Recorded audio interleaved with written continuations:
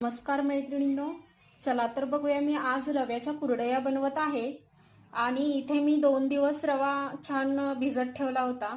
दोन्ही दिवस मी 2 टाइम रवा स्वच्छ धुवायचे, सर्व पाणी काढून घ्यायचे व दुसरं पाणी याच्यामध्ये घालून घ्यायचे. आज तिसरा दिवस आहे. तुम्ही बघू शकता याचा चीक कशा प्रमाणात आपल्याला मिळालेला आहे. आता हा चीक मी मोजून घेणार आहे व तेवढंच पाणी मी गरम करण्यासाठी ठेवणार आहे. चला तर बघूया पुढची प्रोसेस.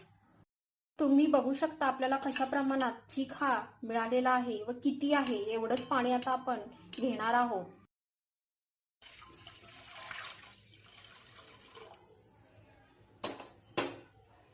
तर इथे मी काळं मीठ घालून घेत आहे चवीपुरतं.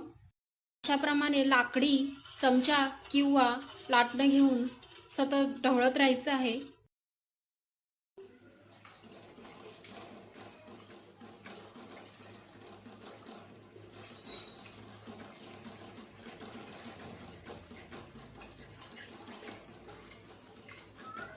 चीक ओतताना मैत्रिणींनो, एका हाताने मी चीक सोडत आहे व दुसऱ्या हाताने सतत ढवळत आहे. ही प्रोसेस आपल्याला कंटिन्यू करायची आहे.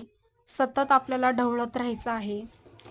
व नंतर दुसरीकडे तुम्ही बघू शकता की छान प्रकारे आपला चीक मी सतत ढवळत आहे.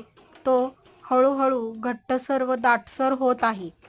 ही प्रोसेस कंटिन्यू करायची आहे, कारण खाली चिकटणार नाही याची काळजी देखील तुम्हाला घ्यायची आहे. आता हळूहळू आपल्या चिकावर छान अशी चकाकी येत आहे. तुम्ही बघू शकता व कालता देखील मी ठेवून बघितला आहे, तो हलत नाही आहे. याचा अर्थ हळूहळू आपलं पीठ तयार होत आहे.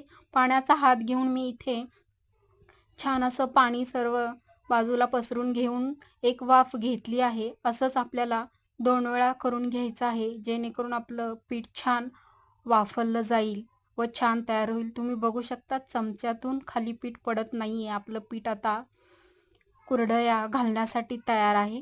घरातच मी घालणार आहे, जसं की तुम्हाला सांगितलं होतं. तुम्ही बघू शकता सोयऱ्यामध्ये छान भरून मी इथं घरातच सोडत आहे. सावलीमध्ये घालूनच आपण छान प्रकारे कुरडया करू शकतो व दुसऱ्या दिवशी उन्हामध्ये छान वाळवून घ्यायच्या व खाण्यास तयार आहेत आपल्या रव्याच्या कुरडया. तुम्ही इथं बघू शकता छान प्रकारे आपल्या या कुरडया मी करत आहे व छान प्रकारे कुरडया आपल्याला दाटत नाहीत व जाचत नाहीत. व्हिडिओ आवडल्यास लाईक व शेअर करा. थँक्यू.